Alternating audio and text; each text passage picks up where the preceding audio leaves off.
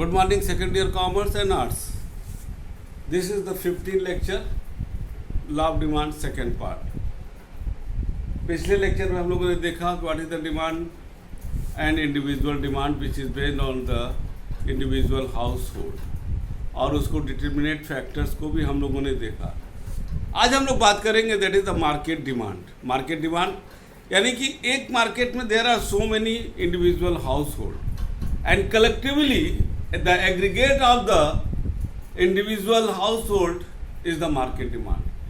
जिससे नहीं होता है एक मकान से 2 सेब, एक मकान से 3 सेब, एक मकान से 4 सेब, इसी तरह 10 मकान टोटल कर लीजिए तो हाँ भाई एक घर से 2-2, 3-3 है तो 40 सेब की ज़रूरत है. दैट इज़ द 40 सेब इज़ द मार्केट डिमांड. अब मार्केट डिमांड जो एक तरह से होल सिस्टम को अफेक्ट करता है, हम उस पर बात करेंगे वो कौन कौन से डिटर्मिनेट फैक्टर हैं जो मार्केट डिमांड ये करते हैं. उसमें से सबसे पहला पॉइंट है that is the most important, अक्सर हम लोग पढ़ते रहे हैं, that is the population.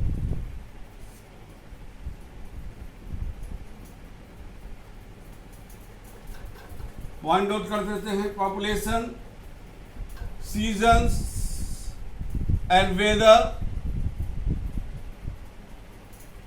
Third point है गवर्नमेंट पॉलिसी.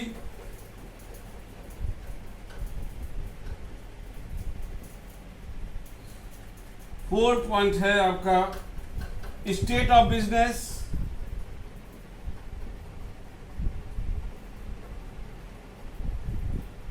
पांचवा है डिस्ट्रीब्यूशन ऑफ इनकम.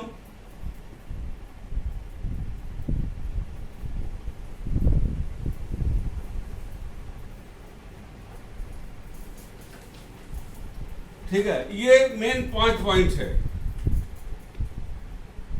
पहले से शुरू करते हैं दैट इज द पॉपुलेशन. हम लोग जानते हैं, आज अभी हम कल पढ़ रहे थे कि एस्टिमेटेड आबादी हमने गूगल पर चेक किया 139 करोड़. अरे इतना बड़ा पॉपुलेशन, तो कंपोजिशन ऑफ द पॉपुलेशन ये पूरे डिमांड को बढ़ाता है. अब ये मार्केट डिमांड की हम बात कर रहे हैं. अब there are market demand for many community has increase in India due to this factor. Several multinational company are entering into the Indian market due to the large size. Like the size of population, its composition also affects the demand. Composition of population means the distribution of the population on the basis of sex, age. A change in the composition of population has an effect of the nature of demand for different commodities. For example, increase in female population would likewise increase the demand of cosmetics, sarees, etc. Likewise, if the composition of the population goes in favor of the children, the demand for toys, toffees will increase. This is the big, for example. And the second point is the season and weather. ठीक है ना. अब जाड़ा है तो जाड़े का सामान का उसका डिमांड बढ़ने लगता है, और गर्मी है तो गर्मी का. अब देखो, कोई मई में सामान मांगे तो वो मई में कोई स्वेटर मांगने गया तो वो इंडिविजुअल डिमांड आ जाएगा. क्यों? कि मान लीजिए कोई लद्दाख जा रहा है तो उसको जरूरत है कोई चीज जैकेट का, तो वो चला गया, तो इंडिविजुअल है. लेकिन जाड़ा में सबको ठंडा लगता है और सबको जरूरत पड़ता है, तो वो आ जाएगा आपका market demand. And the third point is the government policy. Government policy का होता है कि if government जो है, government reduce the demand for commodity by imposing tax on it, increase the demand by lowering. A government also affect the demand of the commodity. Likewise, जैसे हम example दें कि किसी प्रोडक्ट पर डिमांड कम करने के लिए गवर्नमेंट ने टैक्स ज़्यादा लगा दिया. टैक्स ज़्यादा लगाने वो महंगा हो गया तो लोग खरीदना कम कर दिए. और उसी तरह क्या कहते हैं, गवर्नमेंट चाहती है कि सामान ज़्यादा बिके, उसने टैक्स को घटा दिया, रेट सस्ता हो गया तो ज़्यादा बिकना लगा. And the fourth point is state of business. देश में बिजनेस की क्या दशा है. There is boom and there is a recession. When there is a boom in the market, the demand will increase. हर आदमी सामान खरीद रहा है. And when the recession in the market, हमारे पास पैसा होते हुए भी हम सामान नहीं खरीद रहे हैं. ठीक है ना? ये हो गया market demand. And this, the fifth point is the distribution of income. The haves and have, गरीब and अमीर जिसको करते हैं. If there are more people, poor people, the demand for necessity of the life will be more. जिस area में तुम देखो कि ज्यादातर अगर गरीब या लोअर तबके के लोग रहते हैं, वहां पर जरूरत के सामानों की बिक्री ज्यादा होगी, और जहां पर अमीर लोग रहते हैं वहां लग्जीरियस गुड्स की सामानों की बिक्री ज्यादा होगी. आप देख सकते हो रिसेंट कुछ सालों में गोरखपुर में एकाएक अच्छे अच्छे होटल, रेस्टोरेंट, बड़े बड़े आउटलेट क्यों खुल रहे हैं? कहीं ना कहीं जिस गोरखपुर में ये निकल के आ रहा है कि डिस्ट्रीब्यूशन इनकम, अमीरों की संख्या बढ़ी है, पैसे वालों की संख्या बढ़ी है.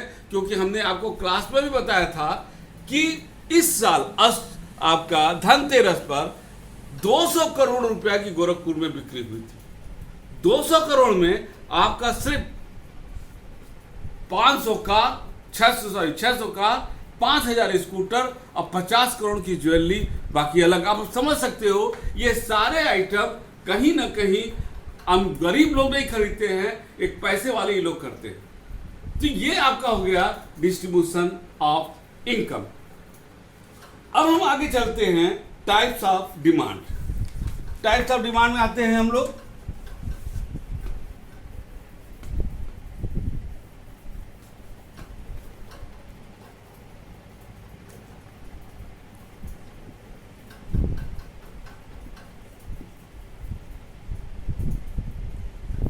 पहला नोट कर लेते हैं, पहला ज्वाइंट डिमांड, दूसरा composite demand,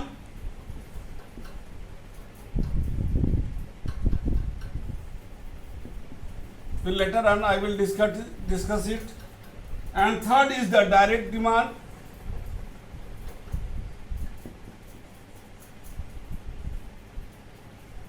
and fourth is the derived demand,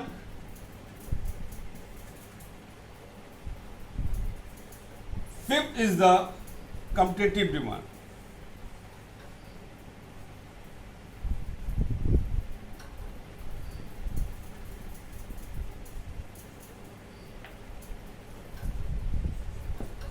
चलिए अब हम लोग इस पर डिस्कस करते हैं.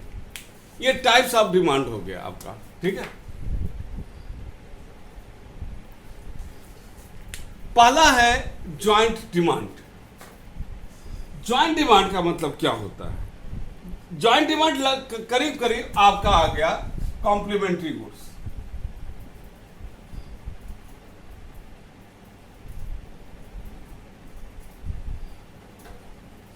और कॉम्पिटिटिव में आ गया substitute goods.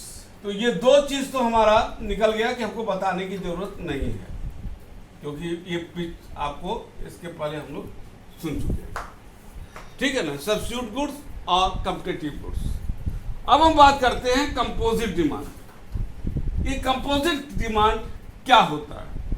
The demand of for a commodity which can be put to several usages is known as the composite demand. Likewise, जैसे फॉर एग्जाम्पल दूध अगर सस्ता होगा हम क्या करेंगे? दूध पिएंगे भी, रबड़ी भी बनेगा, खीर भी बनेगा, दही भी जमेगा, कुल्फी भी बनेगा, कस्टर्ड भी बनेगा, और जो भी हो सकता है होगा. और अगर बच्चा चलेगा तो हो सकता है छोटा मोटा बच्चा तो नहवा दे. यानी सेवरल यूज हो रहा है, सस्ता है. लेकिन अब अगर महंगा हो गया काफी, very difficult to bear the cost, तो घर से फरमान आ जाएगा, भाई चाय ब्लैक पीजिए, नहीं बनेगा, दही नहीं जमेगा, रबड़ी नहीं बनेगा, खीर नहीं बनेगा, सिर्फ छोटे बच्चे को दूध मिलेगा. एक मीट पर आके हो गया. अब इससे आप देखिए डिमांड फर्क पड़ रहा है. इससे हमारा डिमांड फर्क पड़ रहा है कि जैसे सस्ता हुआ, due to the several usages हमारा डिमांड बढ़ गया, और जैसे ही महंगा हो गया वैसे वैसे जो सेवरल यूज था वो सिंगल यूज पर कन्वर्ट होने लगा और वो उसका डिमांड घट गया। ठीक है, अब आते हैं तीसरा, थर्ड इज द आपका है डायरेक्ट डिमांड। डायरेक्ट डिमांड क्या होता है? जो हमारे डायरेक्ट चीज हमारी आवश्यकताओं को हमारे जो है इसको संतुष्ट करे। इसको हम लोग एक दूसरे भी नाम से जानते हैं, ऑटोनोमस डिमांड। इसको क्या करेंगे? Autonomous demand, because it is the independent demand for any other commodity. ये इंडिपेंडेंट है, किसी पर डिपेंड नहीं करता है। ठीक है, हमको अगर चाहिए कोई चीज, हमको चावल चाहिए, हमको ये सामान चाहिए, तो ये डिमांड किसी पर डिपेंड नहीं करता है। लेकिन सबसे महत्वपूर्ण है डिराइव डिमांड। डिराइव देखो, ये डायरेक्ट इंडिपेंडेंट होता है और डिराइव डिपेंडेंट होता है। जैसे फॉर एग्जाम्पल हमने कहा मकान हमको खरीदना है, तो मकान is the direct demand, but उस जैसे ही मकान बनाने की या खरीदने की हमारा लोगों का रुझान बढ़ेगा, सीमेंट, सरिया, बालू, इसका डिमांड अपने आप बढ़ जाएगा। लेकिन कोई ये नहीं कहता कि अब हम सीमेंट हमको चाहिए, बालू चाहिए, हमको मकान चाहिए, लेकिन मकान का जब डिमांड बढ़ेगा तो ऑटोमेटिकली हमारा ये सीमेंट, सरिया और बालू का डिमांड बढ़ जाएगा। This is the derive demand. ठीक है ना? जिसे एक हम हर जगह मजाक में पढ़ रहे थे कि एक आदमी गया होटल में, रेस्टोरेंट में, और वहाँ उसने कहा कि साहब हमको चाय चाहिए। चाय आया, चाय जैसे बड़े बड़े होटलों में क्या होता है, पानी गर्म रख दिया, चीनी अलग रख दिया, और उसके बाद चाय के पत्ती जो डिप वाला है वो रख दिया और ला के रख दिया, चाय पी लिया। सब कहा कि उसने कि साहब, और उबेरा आया, कहा कुछ और सर खाइएगा, तो उसने कहा सब खाने का तो था मूड पकौड़ी, लेकिन खाएंगे नहीं, क्योंकि अगर पकौड़ी अगर हम कहेंगे तो कहीं तुम ला करके बेसन और तेल ना रख दो कि साहब बनाइए और खाइए। इसका सिर्फ ये मजाक की चीज था, लेकिन ये था कि हम कहेंगे पकौड़ी चाहिए, लेकिन निश्चित रूप से पकौड़ी अगर चाहिए तो हमारा बेसन और तेल का डिमांड बढ़ेगा। तो बेसन तेल इज द डिराइव डिमांड और पकौड़ी इज द डायरेक्ट डिमांड। उसी तरह लाइक वाइज ही है डिराइव डिमांड। अब आपको एक चीज बता दे, जो रिजर्व बैंक ऑफ इंडिया अपनी क्रेडिट पॉलिसी करता है, लोग अक्सर कहते हैं साहब मकान पर और कार पर reserve bank of India interest rate को गिरा रहा है। ध्यान देना, रिजर्व बैंक ऑफ इंडिया जो क्रेडिट पॉलिसी घोषित करता है वो कहीं पर निगाहें कैरम की तरह होता है, कहीं पर निगाहें कहीं पर निशाना। अगर उसने मकान पर होम लोन सस्ता कर दिया, इसका मतलब है कि लोग अब मकान बनवाएंगे। जब मकान बनवाएंगे तो सीमेंट फैक्ट्री, सरिया की फैक्ट्री, बालू और कंस्ट्रक्शन वर्क से संबंधित जितने भी फैक्ट्री है उस सबका डिमांड बढ़ जाएगा। तो एकाएक इकोनॉमी में जो है मूवमेंट शुरू हो जाता है, इकोनॉमी ग्रोथ करने लगता है। तो दिस इज द आपका डिराइव डिमांड। क्लियर हो गया बात? अब थोड़ा सा डिस्कस हम करेंगे लॉ ऑफ डिमांड के संदर्भ में। एक स्टेटमेंट हम बोलते हैं, उसको ध्यान से आप सुनिएगा। Remember, the law of demand indicate only the direction of change and not the magnitude of it's in demand. ध्यान देना, इसको चाहो तो नोट कर लो। वैसे हम कोशिश करेंगे इस किताब का पीडीएफ आपको भेज दे। नोट करिएगा, the law of demand indicate only the direction of change and not the magnitude of change in demand. Further, there is no proportionate relationship between the price and demand. ठीक है ना? तो इसका मतलब है कि जो बोल रहा है कि डायरेक्शन बताता है कि अगर प्राइस ज़्यादा होगा तो डिमांड घटेगा, और अगर प्राइस कम होगा डिमांड बढ़ेगा। This is the direction. Magnitude का मतलब होता है कितना बढ़ेगा कितना घटेगा ये नहीं बताया जाता। जैसे आप कार से जा रहे हो, आप ड्राइवर से कहते हो अंकल या भैया राइट हैंड घुमाइए और लेफ्ट घुमाइए, वो घुमाता है। आप ये नहीं कहते हो भैया 45 अंश लेके घुमाइए या 90 अंश को लेकर घुमाइए, तो आप को रोक देगा, क्योंकि आप डायरेक्शन दे सकते हो, आप उसको मैग्नीट्यूड नहीं बता सकते हो। क्लियर? यहाँ पर दूसरा एक हम पढ़ेंगे स्टेटमेंट, वो है आपका the law of demand explain the change in the demand of a commodity जो change in its price. The law of demand क्या होता था? Change in demand. जो प्राइस डिमांड में जो चेंज होता है कमोडिटी, वो due to the change in price, price की वजह से होता है।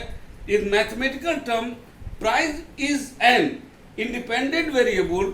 प्राइस इंडिपेंडेंट होता है, यानी प्राइस जो चेंज हो रहा है उसका डिमांड से लेना देना नहीं है, but and demand is a dependent variable. Demand dependent variable पर होता है। बस मार्शल का एक स्टेटमेंट बोल करके हम आज का क्लास ओवर करेंगे।